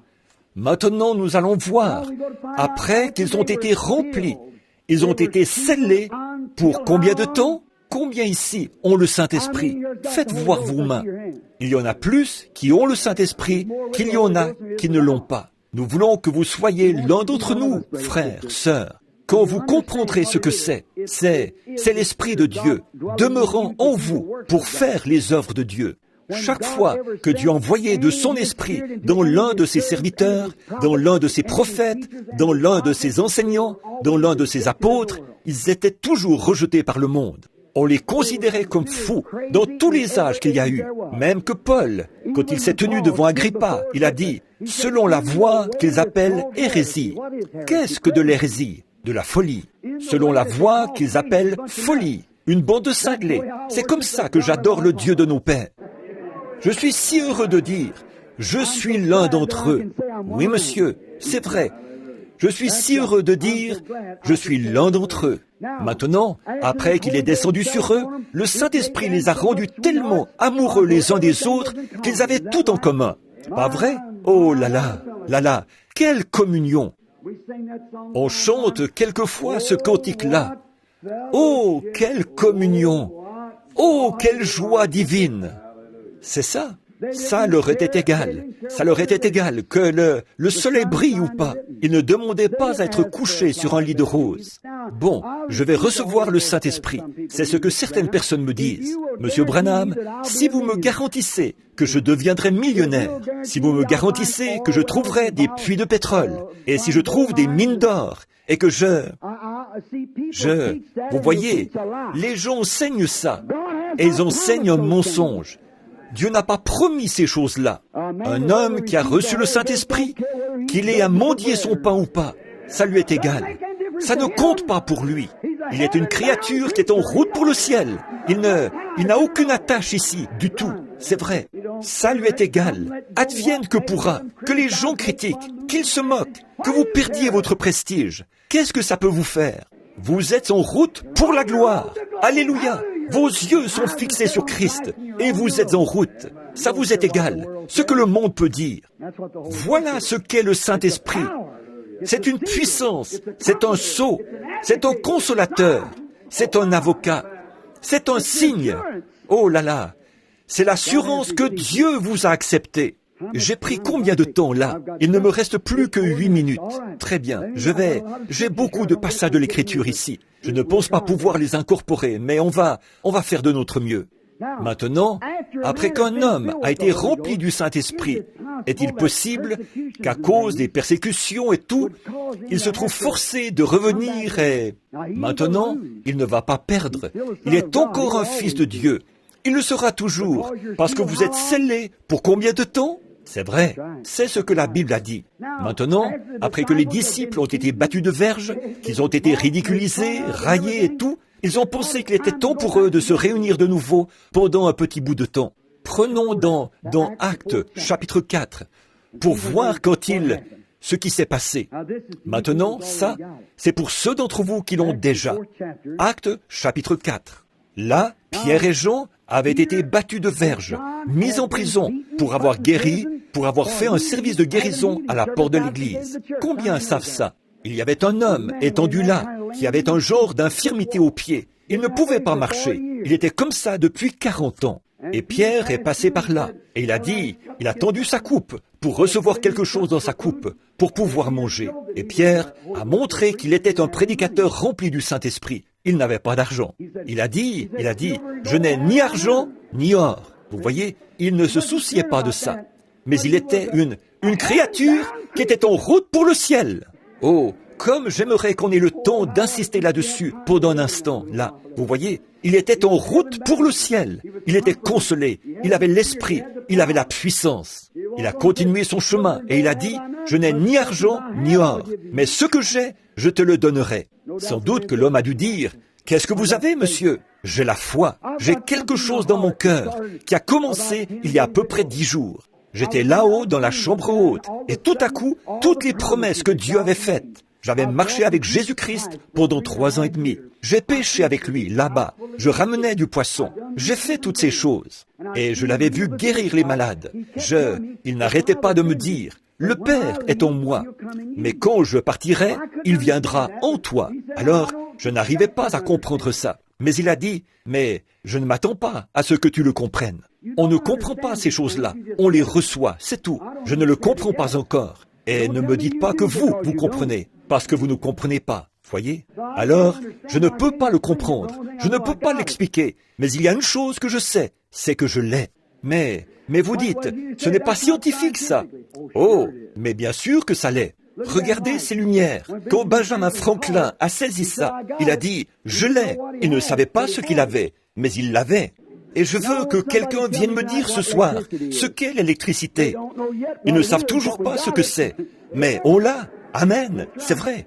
Il n'y a pas un homme qui sait ce qu'est l'électricité. Ils peuvent l'exploiter, faire de la lumière avec, la faire brûler, la faire agir. Mais elle est produite par des générateurs, 2 pièces qui tournent ensemble, comme ça. Elle produit ça, et c'est tout ce qu'ils en savent. Elle donne de la lumière, elle contient de la puissance. Et c'est comme l'Esprit de Dieu. Quand vous avez une pièce qui est vous, et que l'autre pièce, c'est Dieu, et que vous les faites tourner ensemble, comme ça va faire quelque chose pour vous. C'est vrai, ça va donner de la lumière, ça va donner de la puissance. Vous ne savez pas ce que c'est, et vous ne saurez jamais ce que c'est. Mais quand vous l'avez, vous le savez. Ça c'est sûr, et c'est pour vous, c'est à vous, c'est l'assurance, c'est vrai. Qu'est-ce que cette lumière-là montre? C'est l'assurance, la lumière est bien là.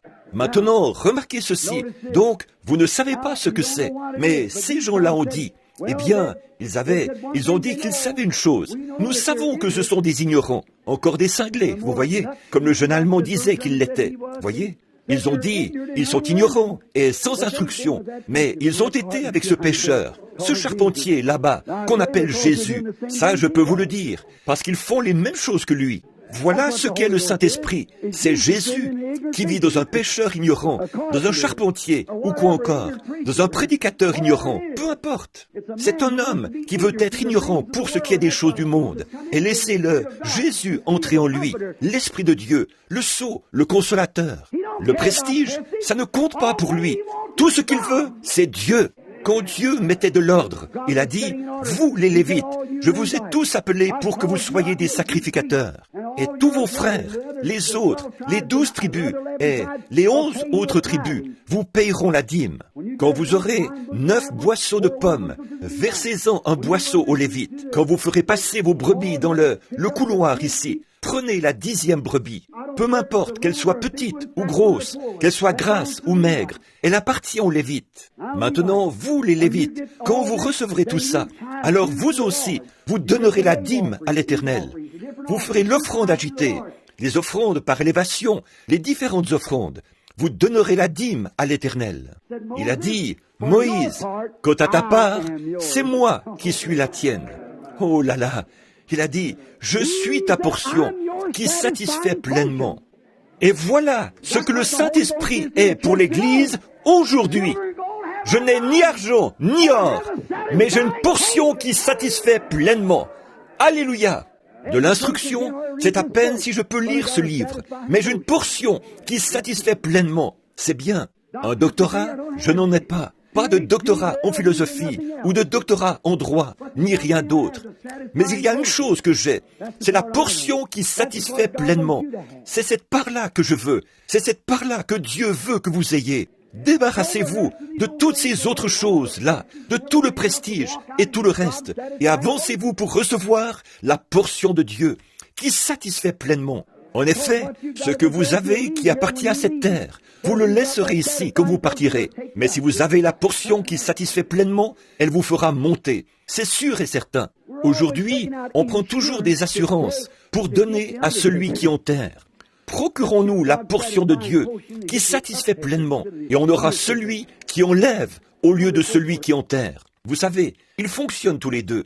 Maintenant, voyons voir. Après avoir été relâchés, ils allèrent vers les leurs. Ils ne sont pas retournés vers les sacrificateurs. Vous voyez, ça montrait qu'ils l'avaient. Ils n'allaient pas encore retourner vers ce vieux formalisme froid. Non, retourner et dire « Mais regardez donc ce qu'ils nous ont fait !» Non, non.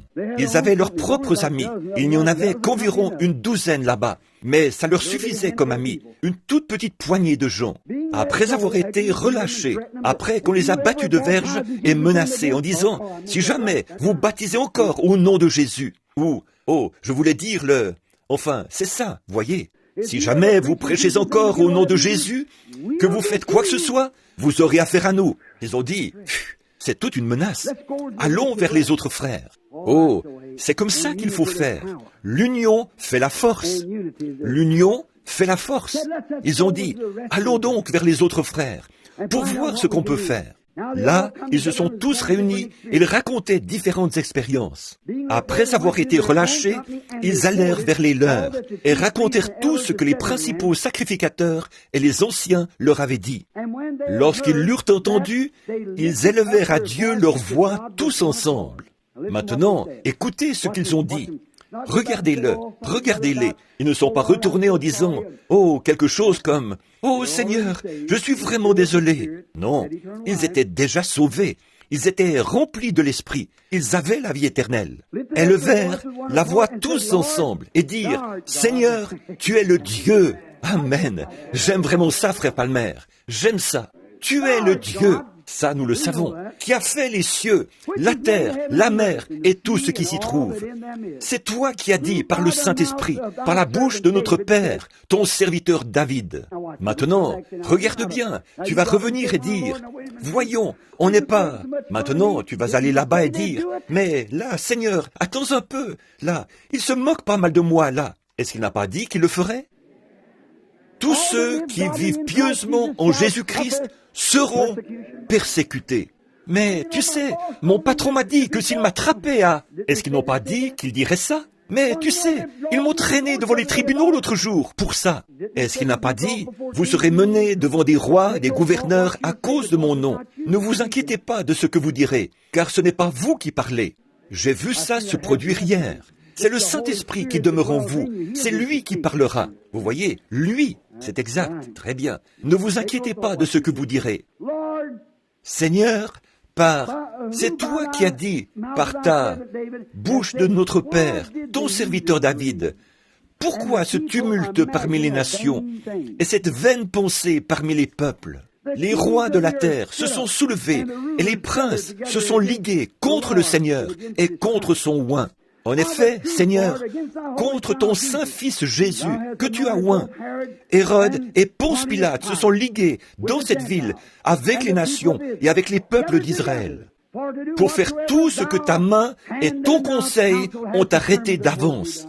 Oh là là, j'aime ça. Seigneur, voilà qu'ils font exactement ce que tu as dit qu'ils feraient. Qu'est-ce que la Bible a dit?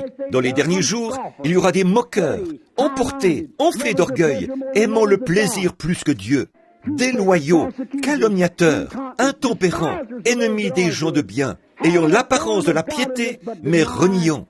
Eux, ils ne sont jamais allés là-haut pour recevoir une puissance, le Saint-Esprit survenant sur vous, ayant l'apparence de la piété, mais reniant ceux qui ont fait la force. Éloigne-toi de ces hommes-là. Voilà ce qu'est le Saint-Esprit, voyez, ce qui est arrêté.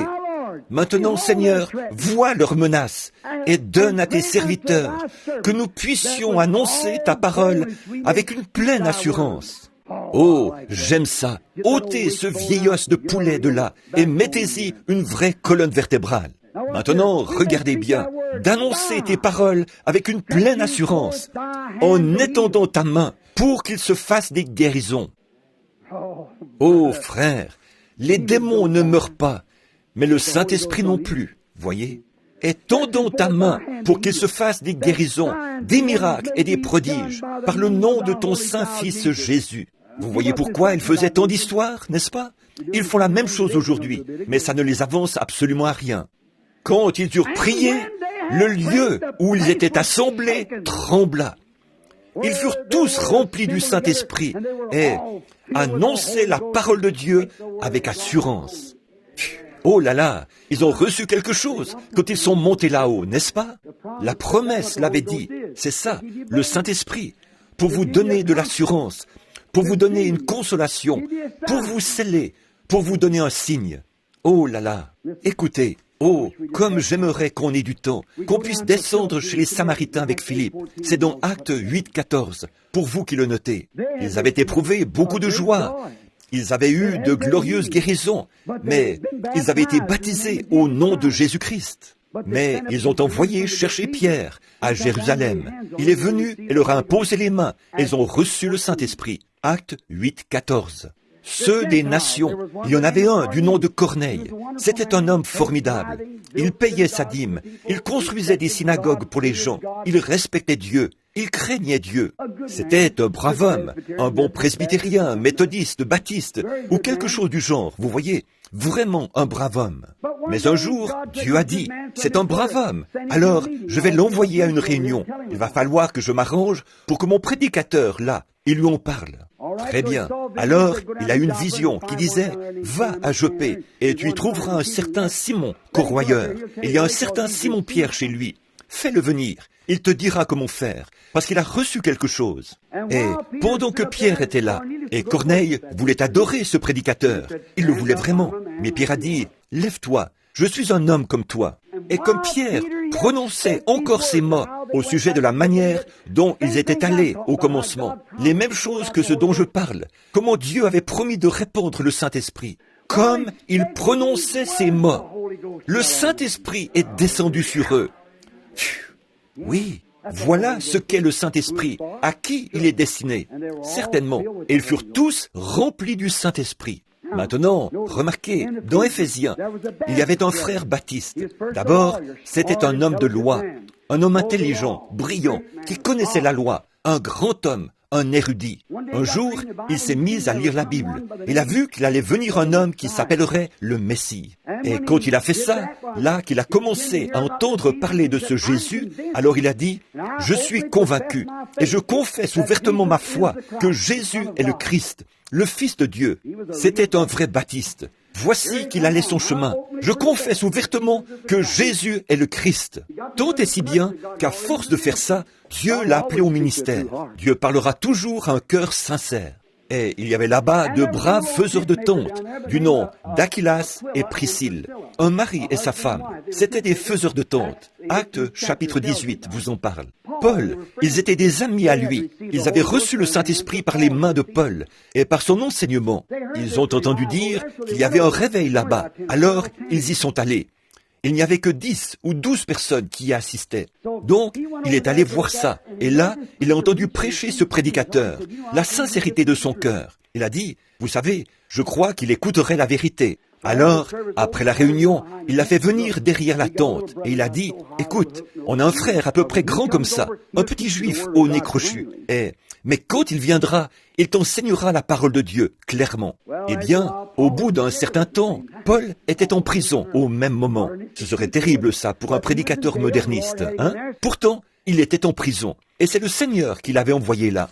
Alors, après le tremblement de terre qui avait ébranlé les murs de la prison, il a amené avec lui le geôlier et sa famille, et les a tous baptisés au nom du Seigneur Jésus. Ensuite, il est parti. Il est allé là-bas. Il venait de chasser un démon d'une espèce de petite diseuse de bonne aventure. Et alors, elle leur rapportait beaucoup d'argent. Et vu qu'il avait dévoilé leur combine, alors il l'avait mis en prison à cause de ça. Et le Seigneur a ébranlé les murs de la prison. Parce qu'il y avait un groupe de gens là-bas qui allait entendre la vérité. On ne peut pas lier la parole de Dieu. Il y a, peu importe, on ne peut pas le faire, c'est tout. Il s'est donc rendu là où était cet homme. Et Aquilas et Priscille, ils avaient peut-être des sandwichs. Et tout de suite, après avoir mangé leur sandwich, ils ont dit, on va aller aux réunions de réveil. Paul s'est assis là, les mains sur sa tunique, et il a écouté prêcher ce prédicateur baptiste. Il a dit, c'est bien ce que vous prêchez, mais il y en a plus. Il a dit, je veux vous poser une question, docteur Apollos. Avez-vous reçu le Saint-Esprit depuis que vous avez cru? Oh, il a dit, on ne savait pas que ça existait. Qu'est-ce que vous voulez dire par le Saint-Esprit? On est baptistes, nous. Il a dit, comment savez-vous que vous êtes baptiste? Voyez? Eh bien, nous avons été baptisés. Nous ne connaissons que le baptême de Jean. Il a dit, il ne faisait que baptiser pour amener à la repentance. Il disait de croire en celui qui viendrait, c'est-à-dire en Jésus-Christ. Et quand il a entendu ça, ils se sont fait rebaptiser au nom de Jésus-Christ. Et Paul leur a imposé les mains, et le Saint-Esprit est venu sur eux, et ils parlaient en langue et prophétisaient. Il a dit, quiconque. Bon, comment est-ce qu'on fait ça? Je veux vous dire quelque chose. Ensuite, nous allons terminer. Parce je vous ai dit que je vous laisserai sortir de bonne heure. Vous savez ce qu'est le Saint-Esprit. Comme dernier passage de l'Écriture pour ce soir, j'en ai une autre série là, mais on va être obligé de laisser ça de côté. Prenons 1 Corinthiens 12, et ensuite, nous allons lire ça. Ensuite, nous terminerons. Très bien. 1 Corinthiens chapitre 12. Combien croient l'enseignement de Saint Paul? Bien sûr, il a dit dans Galates 1:8, si un ange enseignait quoi que ce soit d'autre, qu'il soit anathème, à plus forte raison un prédicateur. Si un ange du ciel descendait et enseignait quoi que ce soit d'autre, qu'il soit maudit. Vous voyez, n'ayez rien à voir avec ça. Maintenant, regardez bien ça. 1 Corinthiens 12. Combien savent qu'il faut que nous soyons en Christ pour avoir part à la résurrection? Parce que c'est son corps que Dieu a promis de ressusciter. Il n'y a pas d'autre moyen. Il n'y a aucun autre moyen. Si vous êtes en dehors de Christ, vous pouvez peut-être regarder en arrière, ici, et croire en lui. Dire, bien sûr, je le crois, il est le Fils de Dieu. C'est bien, mon frère, je suis prêt à vous serrer la main quand vous dites ça. Je crois en lui, je vais le confesser comme mon sauveur. C'est bien, mais vous n'êtes pas encore en lui. Je vais serrer la main au prédicateur, je vais confesser mes péchés. Ce n'est pas encore être en lui. Maintenant, regardez, voyez ce que Paul a dit. Comment on entre en Christ? Comment va-t-on savoir que vous faites partie de la circoncision? Avec Abraham, il donnait un signe. Écoutez ça maintenant. 1 Corinthiens chapitre 12. Et commençons au verset 12.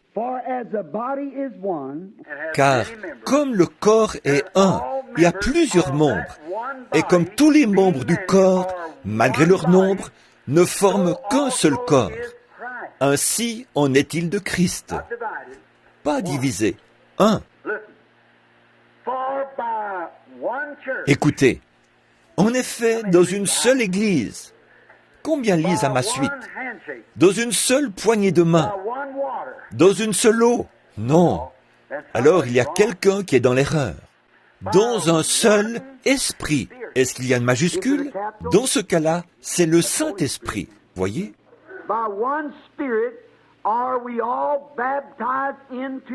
Nous avons tous été baptisés dans un seul esprit pour former un seul corps, soit juif, soit grec, soit esclave, soit libre. Et nous avons tous été abreuvés d'un seul esprit. Le corps de Christ est un seul esprit, où chaque membre, de la Pentecôte jusqu'à maintenant, boit du même vin nouveau, du même Saint-Esprit, produisant les mêmes résultats. Comment est-ce que nous faisons ça? Par un seul esprit. C'est la porte ouverte de Dieu, le Saint-Esprit. Qu'est-ce que c'est? C'est la porte ouverte de Dieu. C'est un signe, c'est un sceau, c'est un consolateur, c'est un avocat, c'est une assurance, c'est le repos, c'est la paix, c'est la bonté, c'est la guérison, c'est la vie. C'est la porte ouverte de Dieu qui donne accès à toutes ces choses. C'est la porte ouverte de Dieu qui donne accès à Christ, Dieu a prouvé qu'il a ressuscité Jésus d'entre les morts. Et ceux qui sont morts en Christ, Dieu les ramènera par lui dans la résurrection. N'attristez pas le Saint-Esprit, par lequel vous êtes scellés en Christ jusqu'au jour de votre rédemption. Combien croient ça? Qu'est-ce que Christ? Qu'est-ce que le Saint-Esprit? Ce n'est pas quelque chose dont les gens se moquent. En fait, oui, c'est quelque chose dont les gens se moquent, mais pas pour le croyant. Pour l'incroyant, je souhaiterais savoir 2 ou 3 longues semaines. Comme ça, j'aimerais prendre demain soir pour vous dire ce qu'il est pour l'incroyant. Je vais juste prendre un instant pour énumérer ça rapidement.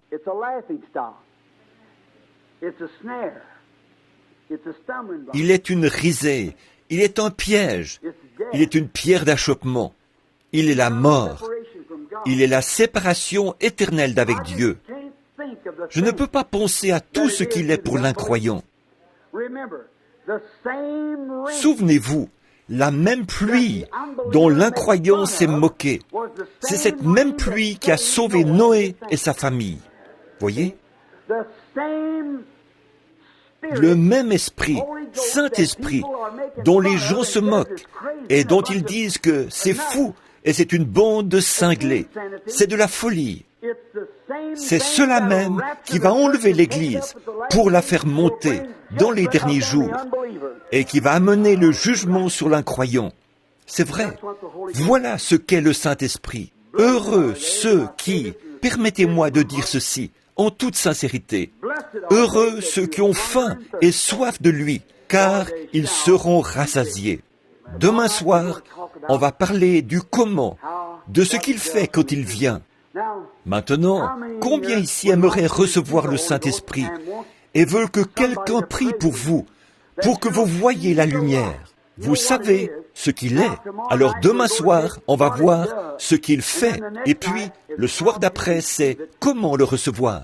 Ensuite, nous allons faire venir des personnes, leur donner des instructions. Et tout de suite après, on va aller dans les pièces et rester là, s'il le faut, tout le temps de Noël. C'est vrai, jusqu'à ce que le Saint-Esprit vienne. Nous allons l'aborder sur la base solide de la Bible. Nous allons nous en approcher et le recevoir, exactement comme Dieu l'a promis et comme il est descendu au commencement. C'est pour faire comme ça qu'on est ici. Peu importe ce qu'on peut dire ailleurs, la parole de Dieu occupe la première place dans mon cœur. C'est vrai. Et je veux ce que Dieu me réserve. S'il y a autre chose, ouvre les cieux, Seigneur, parce que mon cœur est ouvert pour le recevoir. C'est vrai. Combien le veulent? Maintenant, levez la main pour dire « Priez pour moi ». Maintenant, pendant que vous gardez la main levée. Père Céleste, nous avons enseigné longuement, mais ton esprit est ici. Il y a des mains levées en ce moment. Et ils savent ce qu'il est. Ils savent ce que le Saint-Esprit représente. Je prie, ô Dieu, qu'avant la fin de cette série de réunions, chaque main ici soit levée pour témoigner de ce qu'ils l'ont reçu. Accorde-le, Seigneur. Nous prions pour eux. Nous te demandons de les bénir et de leur donner ce que leur cœur désire. Vois leurs mains, Seigneur. Ils t'aiment. Ils veulent le recevoir. Ils savent qu'ils ne peuvent pas aller. Demain soir, Seigneur, si tu veux m'aider, nous pourrons démontrer par l'Écriture que sans lui, ils ne parviendront jamais à l'enlèvement. Alors je te prie, Père, de leur donner, d'avoir faim et soif, pour qu'ils puissent être rassasiés. Je te les présente maintenant, Père, et accorde ces bénédictions, car nous le demandons au nom de Jésus. Amen.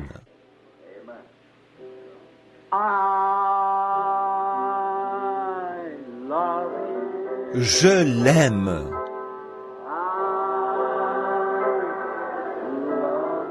Je l'aime.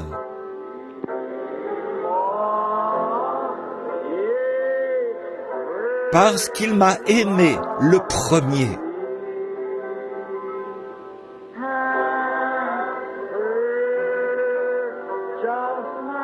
Et à acquis mon salut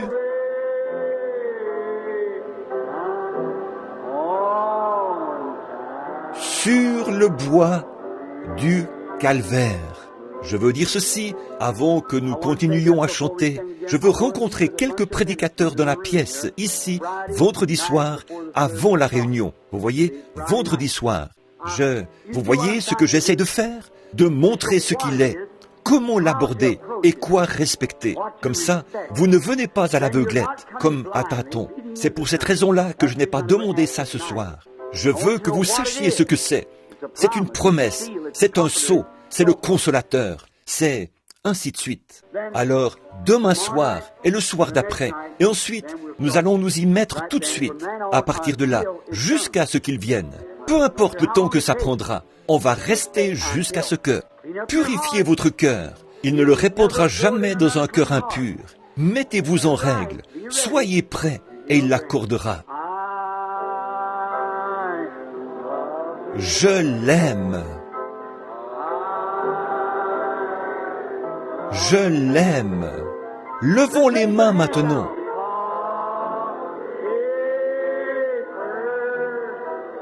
Parce qu'il m'a aimé le premier. Et a acquis mon salut.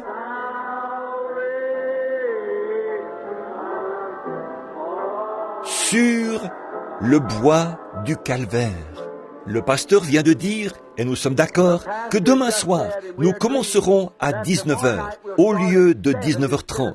Et ça me permettra de vous laisser sortir à 20h30 au lieu de 21h30. 19h30 à 19h demain soir, le service de chant commencera. Je commencerai mon message à 19h30. Je l'aime. Prenons nos mouchoirs et agitons-les pour lui. Je l'aime. C'est le moment de se défaire de cette tendance formaliste.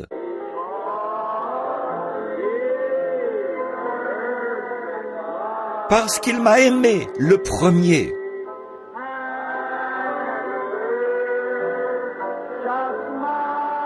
Et a acquis mon salut.